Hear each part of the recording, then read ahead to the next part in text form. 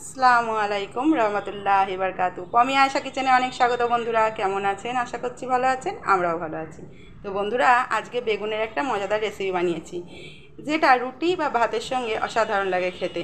আশা করছি আপনাদের ভালো লাগবে। প্রথম থেকে শেষ অবধি ভিডিওটা দেখার অনুরোধ রইল। পুরনো বন্ধুদের তো সবসময় ধন্যবাদ জানাই। আমি সবসময় কমেন্ট করে ধন্যবাদ জানাতে পারি না, যার জন্য আমি ভিডিওতে সবসময় ধন্যবাদ জানিয়ে দিই। বন্ধুরা, অসংখ্য ধন্যবাদ, আপনারা আমার পাশে আছেন। পাশে অনেক দিন থেকে আছেন যে বন্ধুরা, তাদেরকে তো ধন্যবাদ। যারা নতুন বন্ধু জয়েন্ট হচ্ছেন, আমার পাশে থাকছেন, তাদেরকে অসংখ্য ধন্যবাদ। আর যে নর্মাল ভিউয়ার্সরা, যাদের কোনো স্বার্থ নেই, যারা আমার ভিডিওটা দেখছেন, কমেন্টও করছেন, লাইকও করছেন, তাদেরকে অসংখ্য ধন্যবাদ।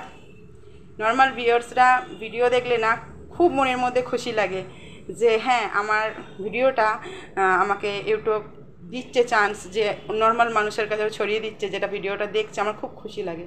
তো বন্ধুরা, এইভাবে কমেন্ট করবেন, লাইক করবেন, সাথে থাকবেন। আশা করছি আপনাদের ভিডিওটা ভালো লাগবে, দেখবেন। এখানে ছোটো বেগুন নিয়ে নিয়েছি, দেখুন 5খানা। তো এটাকে আমি এইভাবে চিড়ে নিয়েছি, ধুয়ে পরিষ্কার করে নিয়েছি, কারণ ভেতরে পোকা আছে নাকি দেখে নেব। 4 ফালি করে নিয়েছি, যেন কেটে না যায় পেছন অবধি। 5খানা বেগুন নিয়ে নিয়েছি। আর এখানে নিয়েছি বাদাম, সর্ষে, ধনে, গোটা ধনে নিয়েছি, জিরে নিয়েছি, শুকনো লঙ্কা নিয়েছি। এটাকে আমি শুকনো কড়াইয়ে ভেজে নেব। আর এটাতে নুন হলুদ মাখিয়ে নেব। আমি এর মধ্যে দিয়ে দেব হলুদ,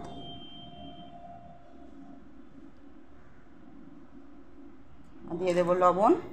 যেমন নুন হলুদ মাখাই আমরা, সেরকমভাবে নুন হলুদ মাখিয়ে নেব, কিন্তু এইভাবে একটু নিয়ে এর ভেতরে এই একটু ফাঁক করে, উপরে যা নুন দিয়েছি, এবার আলাদা করে নুন দিয়ে একটু ভেতরে এইভাবে সব কটাকে, এর গায়ে অনেকটা নুন ছিল, তো আমি এইভাবে সব কটাকে মাখিয়ে নেবো ভালোভাবে ভেতরে। এটা গরম হয়েছে, তখন আমি দিয়ে দিয়েছি বাদামগুলো। আমার যেহেতু 5খানা বেগুন আছে, খুব বেশি বাদাম লাগবে না। আপনারা বেগুনের পরিমাণ যদি বাড়িয়ে নেন, তখন একটু বাদামের পরিমাণটা বাড়িয়ে নেবেন। তো আগে আমি শুকনো খোলায় বাদামটাকে ভেজে নেব। বাদামটা কিছুক্ষণ ভেজে নেওয়ার পর দেখুন গাটা এমন হয়ে গেছে। তার মধ্যে দিয়ে দেবো এবার জিরে, ধনে আর শুকনো লঙ্কা, আর দিয়ে দেবো 2টো এলাচ।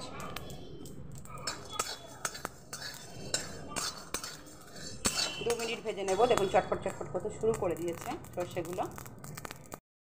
এবার ভাজা হয়ে গেছে, এগুলোকে আমি তুলে নিয়ে ঠান্ডা করে মিক্সারে শুকনোতে পিষে নেব। বেগুনগুলো ভাজার জন্য কড়াইতে আমি সাদা তেল নিয়ে নিয়েছি। সাদা তেলে শুধু বেগুনটা ভেজে নেব।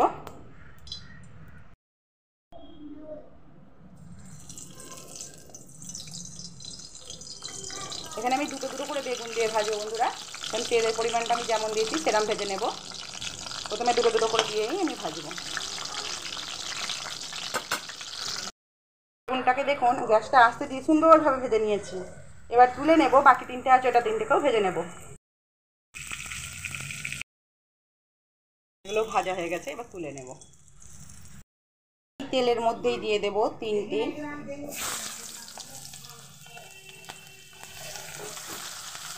এখানে আছে 4খানা পেঁয়াজকে আমি এইভাবে কেটে দিয়েছি। তো কেটে আমি দিয়ে দিলাম। খুব বেশি ভাজতে লাগবে না। এখানে দিয়ে দিচ্ছি কটা আদার টুকরো, আর দিয়ে দিচ্ছি 5টা মতো রসুনের টুকরো।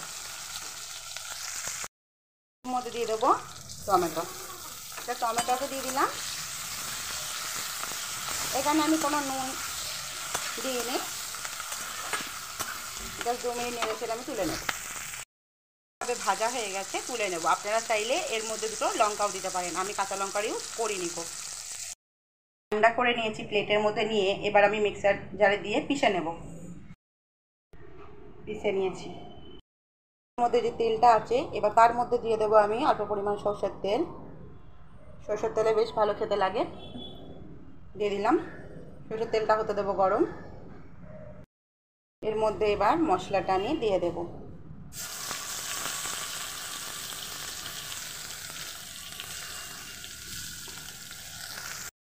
যেটা ছিল সেটাকে আমি ভালো করে দিয়ে দিলাম। এবার দিয়ে দেব হলুদ গুঁড়ো, দিয়ে দেবো স্বাদ অনুসার লবণ, দিয়ে মশলাটাকে আমি কষাবো ভালোভাবে। এর মধ্যে আমি দিয়ে দেব লঙ্কার গুঁড়ো। আমি ওই জন্য বলেছিলাম যে আমি কাঁচা লঙ্কা ইউজ করবো না, কারণ আমি শুকনো লঙ্কার গুঁড়ো দেবো।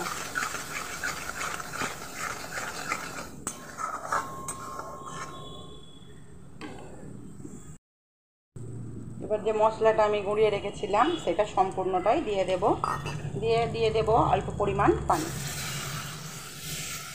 যাতে একদমই লেগে না যায় তলাটা। আর দিয়ে দেব সামান্য একটু চিনি। যদি আপনারা চিনি দিতে না চান তাতে দেবেন না, কোনো অসুবিধা নেই। এবার এটার সঙ্গে মশলাটার সঙ্গে ভালোভাবে কষিয়ে নেব। তেল ছেড়ে গেছে, এর মধ্যে দিয়ে দেব বেগুনগুলো, দিয়ে দেব পানি।